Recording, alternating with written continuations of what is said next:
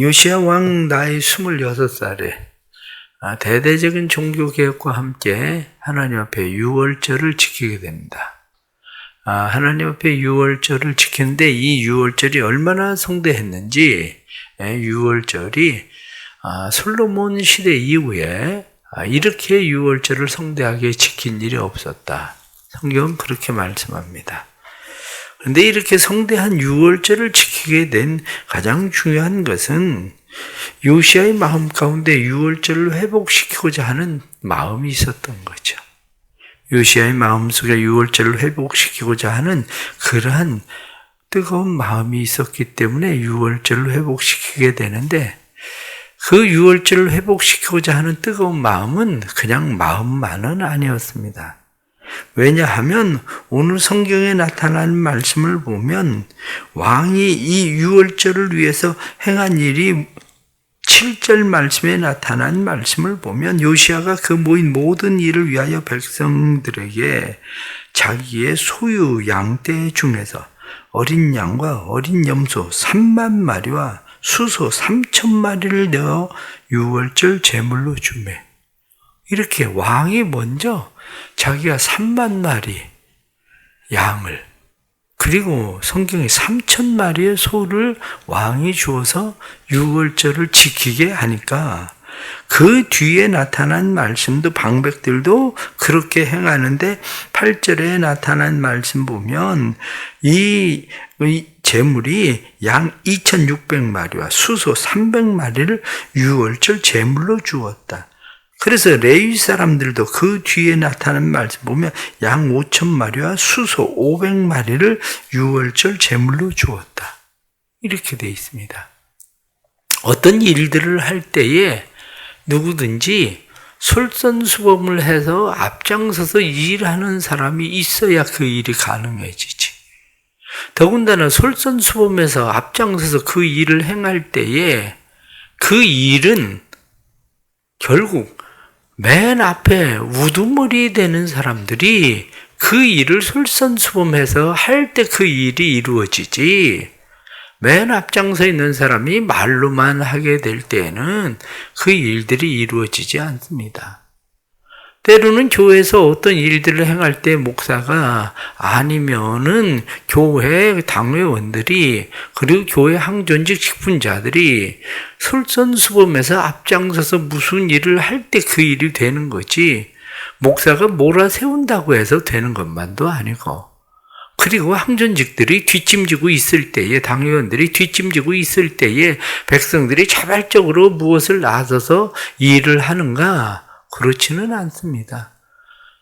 솔로몬 이후에 대대적인 이런 유월절을 지킬 수 있었던 것은 요시야가 자기 자신이 먼저 이러한 소 3만 마리 그리고 수소 3,000마리를 먼저 내어주면서 이렇게 하니까 그 뒤에 모든 방백들과 그리고 레위인들도 이 일들을 행하게 되는 거지, 그렇지 않고는 이런 일들이 쉽게 일어나지 않는다는 거죠.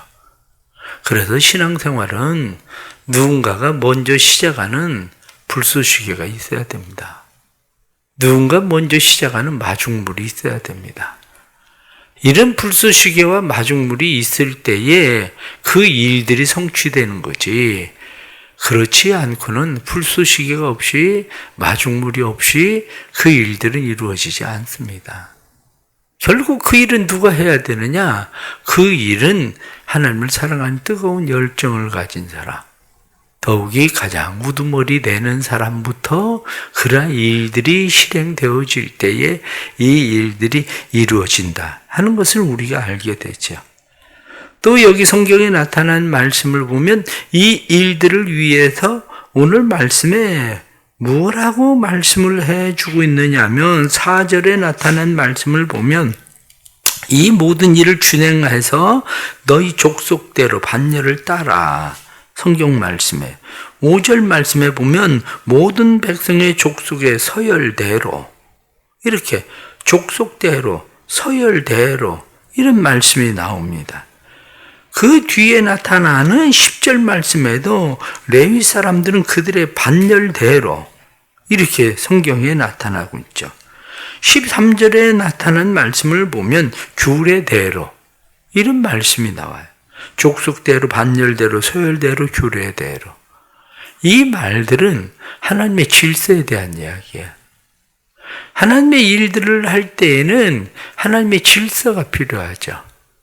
하나님의 질서가 필요해서 그들이 질서대로, 하나님께서 정하시는 질서대로. 왜 질서가 필요합니까? 하나님은 무질서의 하나님이 아니라 하나님은 질서의 하나님이시거든요. 하나님은 질서의 하나님이시고 하나님께서는 질서대로 되어지는 것을 보시기에 좋아하시거든요. 그래서 모든 것을 창조하셨을 때에도 질서대로 하나님께서 창조하시고 그러한 일에 대해서 하나님이 보시기에 좋았더라. 성경은 그렇게 말씀합니다. 그러므로 우리가 하나님의 일을 행할 때에 질서대로, 하나님의 질서대로 하는 일에 대해서도 늘 하나님은 질서의 하나님이시고 하나님은 질서를 좋아하신다 라고 하는 것도 우리가 이해하는 것이 필요합니다. 오늘 특별히 말씀을 드리고 싶은 것은 20절 이후에 나타나는 말씀입니다.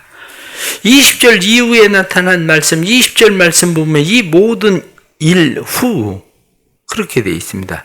이 모든 일 후, 성경은 모든 일 후, 간단합니다. 모든 일 후에 성전이 정돈되고 그리고 나서 애굽 왕 바로 느고가 갈그미스에 전쟁을 하러 나갔다.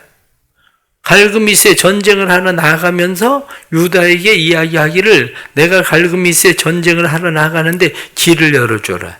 이렇게 이야기하는데 요시아가 와서 그 일을 막습니다. 그랬다가 전쟁에서 요시아가 죽음을 당하는 이야기가 오늘 성경 본문에 나타난 말씀이죠. 성경 매우 간단합니다. 그 모든 일 후, 그런데 그 모든 일 후 몇 단어가 몇 년이냐면 13년이 지난 거예요. 그냥 26살 때에 그가 종교개혁을 단행해서 유월절을 지키고 그리고 바로 어떤 일이 성경에 일어나고 있는 것처럼 생각하지만 그가 26살 때의 일이지만 그가 죽는 것은 39살이거든. 그러면은 벌써 13년의 세월이 지나간 후에 대한 이야기예요. 이 말씀은. 성경을 읽을 때에 이러한 것들을 잘 이해하지 못하면 어떤 일이 일어나고 바로 그냥 무슨 일이 일어나는 것처럼 우리가 생각을 하고 있지만 그런 것은 아니에요. 13년 후에 전쟁이 일어나게 됩니다. 전쟁은 오늘 본문에 나타난 말씀처럼 지금 애굽이 갈그미스로 전쟁을 하러 가는데 애굽이 갈그미스로 전쟁을 하러 갈 때는 지금 갈그미스에 아수르와 바벨론이 서로 대치되고 있는 상태예요. 대치되고 있는 상태. 그런데 열왕기에 나타나는 말씀을 보면 열왕기서에는 아수르를 치러 간다 이렇게 돼 있어요. 그런데 학자들은 아수르를 치러 가는 게 아니었다는 거예요. 학자들은 바벨론을 치러 가는 일이었다는 거예요. 아수르를 도와서 바벨론을 치러 가는 일. 왜 그렇게 이야기하게 되느냐면 2년 후에 다시 전쟁이 일어나거든요. 갈그미스에서. 그런데 그 전쟁은 바벨론과의 전쟁이었고 바벨론과의 전쟁에서 바벨론과의 전쟁을 통해서 애굽은 지고 뒤로 빠지게 되는 상황이 벌어지는 거거든요. 그것을 봐가지고 이미 니느웨는 멸망을 당했어요. 니느웨는 멸망을 이미 당했고 그리고 니느웨의 아수르가 아직 남아있는 세력들이 지금 바벨론과 서로 대치를 하고 있는데 지금 바로 느고는 아수르를 치러 가는 게 아니고 아수르를 도와서 사실은 바벨론을 치러 가는 상황이었었던 거죠.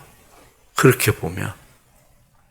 그런데 여기에 지금 요시아는 안 된다.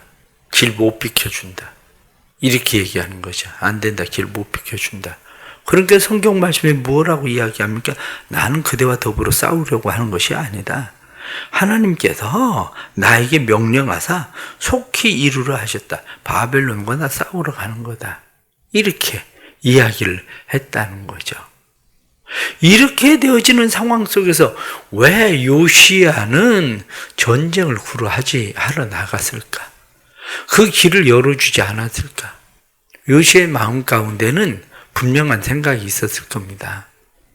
그 생각은 애굽이 힘을 점점 확장시켜서 세력이 확대되면, 그러면 한마디로 영향력을 행사하게 될 거라고 본 거죠. 영향력을. 그러니까 유다의 영향력을 행사하게 될 말은 내가 치러 간다. 그런데 너희는 길만 비켜줘라. 이렇게 이야기하지만 국제 정세라고 하는 것은 그렇게 쉽게 그렇게 되는 건 아니거든요. 그러니까 그 일에 대해서 요시야는 나라를 지키고자 하는 마음으로 아예 올라가는 길조차도 차단을 하려고 했다는 거죠. 그런데 오늘 특별히 여러분들과 함께 말씀을 드리려고 하는 것은 요시야가 나갔다가 오늘 22절 말씀 보면 요시야가 몸을 들이켜 떠나기를 싫어하고 오히려 변장하고 그와 싸우고자 하여 하나님의 입에서 나온 느고의 말을 듣지 아니하고, 성경 말씀에 변장했다. 하나님의 입에서 나온 말을 듣지 않았다. 이렇게 성경이 말씀하고 있는 거죠. 변장했다. 성경이 이렇게 말씀하고 있는 이 말씀, 변장한다는 것이 뭐냐? 이렇게 이야기하면 하트 앞에 쉬라고 돼 있어요. 거짓으로 자신을 꿉니다. 하트 앞에 쉬.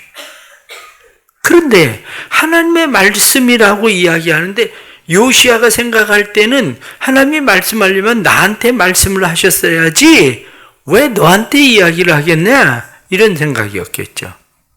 그러나 우리가 성경을 좀 더 자세하게 보면 지난 시간에 말씀을 드렸던 것처럼 지금 요시야 시대에 요시야 옆에 붙어 있었던 사람, 선지자 중에 한 사람이 있는데 그 선지자가 누굽니까?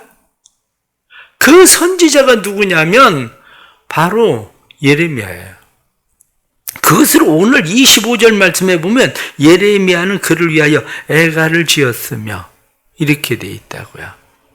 예레미야가 그를 위해서 그의 죽음을 슬퍼하고 애가를 지었다. 이렇게 이야기하는 거죠. 결국에는 이 일에 대해서 성경이 말씀하고 있는 우리가 한 가지 생각하는 것은 지금 요시야의 죽음이 하나님이 원하는 죽음이었을까? 그거예요. 하나님이 재앙을 보지 않고 너는 죽게 될 것이다. 그렇게 말씀을 했기 때문에 요시야가 전쟁에 나아가서 죽는 것이 하나님이 원하는 죽음이었을까? 한마디로 이야기해서 요시야의 죽음이 아름다운 죽음이었을까? 요시야의 죽음이 좋은 죽음이었을까? 아니면 요시야의 죽음이 시기에 맞는 죽음이었을까? 이렇게 생각을 하면 아니었을 거라는 거예요. 그게 아니었다는 것을 오늘 성경이 말씀하고 있는 것이 무엇하고 이야기합니까? 조금 전에 말씀을 드린 것처럼 요시야가 변장을 하고 여호와의 입에서 나온 느고의 말을 듣지 아니하고 여호와의 입에서 나온 말이었다는 거예요. 다시 말하면 그때에 이미 예레미야는 신흥 바벨론에 대해서 이야기를 하고 있었어요. 신흥 바벨론에 대해서. 그래서 우리가 살 수 있는, 앞으로 살 수 있는 방법은 뭐냐? 우리가 앞으로 살 수 있는 방법은 신흥 바벨론, 거기에 붙어야 된다. 이렇게 이야기하고 있었던 거죠. 그러니까 우리가 오늘 성경에 나타난 말씀을 보면서 몇 가지 우리가 생각하게 되는 것은, 가장 첫째는 하나님이 원하시던 죽음은 아니었을 거라고 보는 거예요. 하나님께서는 유다를 조금 더 요시야를 통해서 더 연장시키기를 하나님이 원하셨을지도 모르죠. 그런데 요시야는 예레미야의 말도 듣지 않고 하나님 앞에 묻지도 않고 자기의 생각으로 자기가 모든 일을 결정하는 일이 벌어졌는데 그 일이 왜 벌어졌을까라고 생각을 하면 13년 동안 평안하게 유월절을 지킨 이후에 그동안 평안하게 지내고 있었던 삶에 문제가 있었을 거다 이렇게 보는 거예요. 그렇다면 우리의 삶도 역시 마찬가지입니다. 우리의 삶도 죽고 사는 것은 하나님의 손에 있지만 하나님이 원하시는 정한 시기, 정한 때, 좋은 죽음 이러한 것들도 우리가 생각할 필요가 있습니다. 다시 말하면 내가 건강관리를 잘 안 해서 내가 스스로 죽음을 자초할 수도 있는 거죠. 내가 스스로 위험에 대해서 방심하고 그 일에 대해서 내가 전혀 주의하지 않기 때문에 죽음을 자초하게 되는 일도 일어날 수도 있는 거죠. 그것은 죽고 사는 것이 하나님의 손에 있지만 하나님께서 원하시는 죽음이라고 하는 것이 요시야가 죽는 죽음, 이 일에 대해서 성경에 나타난 말씀은 요시야를 슬피 노래하는 일들이 온 유다에 일어난 상황이 되어버린 거죠. 다시 말하면 요시야가 죽었었던 일이 모든 사람의 슬픔이 되었다. 그러면 우리의 죽음이 모든 사람의 슬픔이 되는 것을 하나님이 원하실까? 이렇게 생각하면 꼭 그렇지는 않을 거라고 보는 거죠. 왜냐하면 헨리 나우에는 이야기하기를 가장 좋은 죽음은 무엇인가? 그러면서 가장 좋은 죽음은 다른 사람과 결속하게 하는 화해, 용서가 있는 죽음이다. 그러니까 무엇인가 더 결속하게 하고 그 안에 화해가 있고 그 안에 용서가 있는 이런 죽음이야말로 아름다운 죽음이다. 그런데 요시야는 모든 사람들의 슬픔이 되었죠. 때로는 성경에 나타난 말씀들을 우리가 보십시오. 여호람 같은 사람은 죽었을 때에 아끼는 자 없이 세상을 떠났다. 그래서 왕의 묘실에도 들어가지 못했다. 성경 그렇게 말씀해요. 어떤 사람은 죽었을 때에 우시야는 왕의 묘실 곁에 장사되었다. 요아스도 죽었을 때에 왕들의 묘실에는 장사하지 아니하였고, 성경에 나타난 말씀을 보면 어떤 사람은 죽음에 대해서 아예 슬퍼하지도 않는 사람이 있지만 어떤 사람에 대해서는 죽음에 대해서 안타까워하는 죽음, 좀 더 요시야가 이 땅에 살아 있었더라면 이라고 생각할 수 있는 모든 유다의 사람들이 슬퍼하는 죽음도 있었다는 거예요. 그렇다면 우리가 말씀을 보면서 깨닫게 되는 것은 하나님 앞에 끊임없이 우리는 왜 묻고 기도하고 우리의 삶을 하나님 앞에 세워야 되느냐? 이렇게 이야기할 때에 힘들고 어려운 고난의 때만 아니라 우리가 평안하고 우리가 잘 될 때에도 하나님 앞에 끊임없이 묻고 기도하고 이렇게 살아가는 우리의 삶이 그러한 일들을 아름답게 만드는 일이 될 것이다. 그렇게 우리는 생각하는 거죠. 송기론 목사님이 쓴 죽음이 품격을 입다라고 하는 그러한 책에 보면 무덤이라고 하는 것은 나만의 비밀 공간이다. 그렇게 표현도 합니다. 무덤이라고 하는 것은 원부, 그렇게 이야기하는 자궁이라는 단어하고 토음부라고 이야기하는 무덤, 앞에 W냐 T냐 여기만 다를 뿐이지 서로 비슷한 말이다. 그렇게 이야기합니다. 그런데 이 무덤에 대해서, 죽음에 대해서 이야기할 때에 죽음이 품격 있는 죽음? 이 세뮤얼 존슨이라고 하는 사람, 이어령, 우리가 얼마 전에 죽었었던 이어령, 이런 사람들은 죽음에 대해서 나는 마취하지 마라. 그리고 죽음에 대해서 항암 치료도 안 하고, 이어령 씨 같은 경우는 그냥 죽죠. 그들이 왜 그렇게 하느냐? 흐리멍텅한 상태에서 죽음을 맞이하고 싶지는 않다. 당하는 죽음이 아니라 맞이하는 죽음이고 싶다. 그런 거예요. 그래서 이어령 씨는 뭐라고 얘기했냐면, 내가 갈피를 넘기던 책, 내가 쓰던 차가운 컴퓨터, 그 일상에 둘러싸여 눈을 감고 싶다. 그렇습니다. 그리스도인들은 죽음에 대해서도 그래서 기도해야 되는 것 같아요. 그리스도인들은 모든 사람들이 애가를 지어야 되는 슬픔의 죽음이 아니라 우리의 죽음이 하나님 앞에서 하나님의 좋은 때, 하나님의 좋은 시기, 하나님이 보시기에도 아름다운 죽음, 이러한 일들을 위해서 하나님 앞에 기도해야 되는 일들도 필요한 것 같습니다.